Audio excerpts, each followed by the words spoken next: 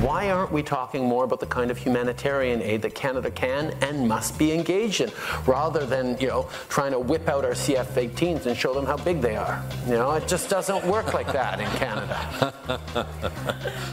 Oh, welcome back to Byline. I'm Faith Goldie filling in for Brian Lilley. Justin Trudeau speaking today in Ottawa about Canada's role in the war against ISIS. The Liberal leader says there's a role for Canada to play, but it's not necessarily a combat role. Trudeau suggests there are other options than sending CF-18s and that Canada should look at humanitarian efforts. Straight Talk contributor John Robson joins us now from Ottawa.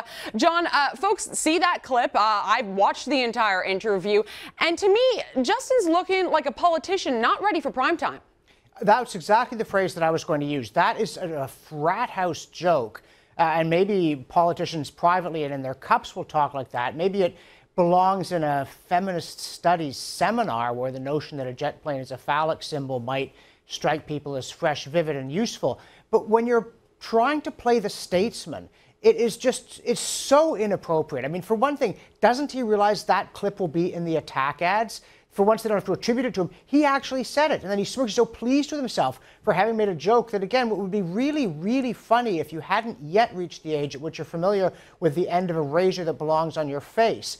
But it's preposterous when somebody has this reputation as a pleasant lightweight that he would permit remarks like that, even if they should have originated somewhere in his brain, to get out of his tongue in front of a national audience. It speaks of such bad judgment. It's an off-color joke, but it's just utter it in that setting and look around with a smirk, as though the whole world were just a mirror for your wonderful self, as opposed to a place where people are actually being killed horribly and civilized nations can't stand by. I remember Lloyd Axworthy, whose responsibility to protect I always thought was rather overdone. But he said, we've got to do something about ISIS, that they are horrifying people, they're committing atrocities, we need to act. And Justin Trudeau is making jokes about the Prime Minister's penis.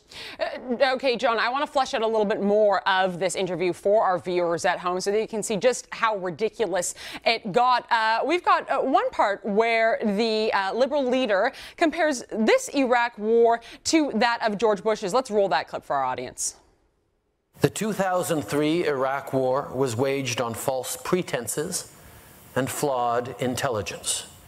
And let us never forget how that mission was sold to the public, with overheated, moralistic rhetoric that obscured very real flaws in the strategy and the plan to implement it.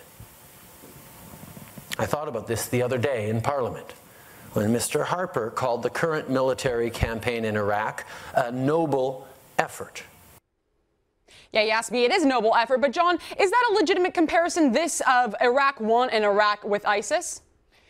I think that was a much more fitting thing for someone to say. I personally do support action against ISIS, but if you're going to question it, one of the grounds on which you would surely do so is that Western powers have gone to war in the Middle East on the basis of defective intelligence in the past. That's a legitimate point.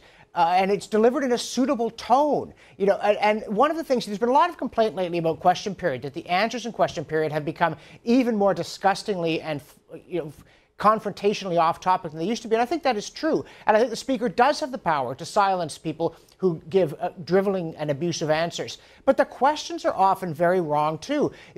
When Thomas Mulcair stands up and sort of goes, the Prime Minister gave us 4 different numbers, nobody cares about that, nor should they. The business of the House is not to quibble over exactly how many of an authorized deployment were there at any given time.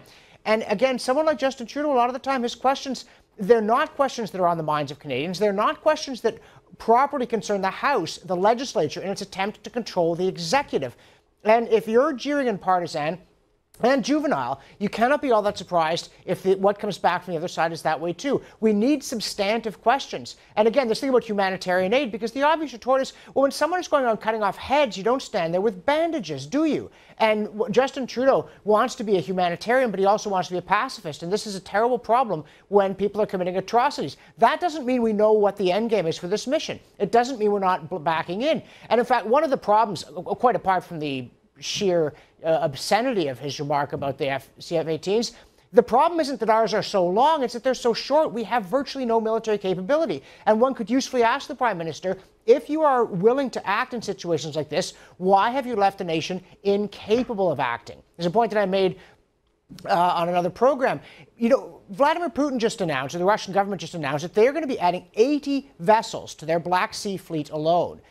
Canada, whose GDP is comparable to that of Russia, 80, we haven't got 80 vessels. I don't think at this point we have 18. Our Navy is turning into our Army. It's stuck on land.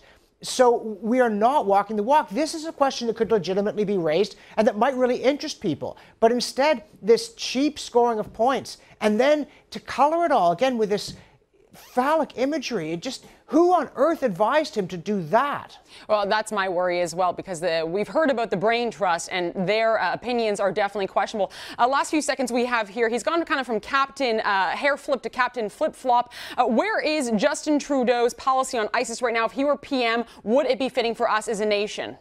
It's impossible to tell. You know, he says, well, we can't make a decision because the Prime Minister hasn't told us enough. But you have a lot of information. You have information about the situation that doesn't all come from the Prime Minister. You should be able to decide, is this a case where humanitarian concerns require us to take military action, or is it not? And if you won't take a position, again, you're not ready for prime time. Statesmen don't lick their fingers, stick it in the air, and wait to see which way the wind is blowing, only to find it is blowing primarily from their own mouth.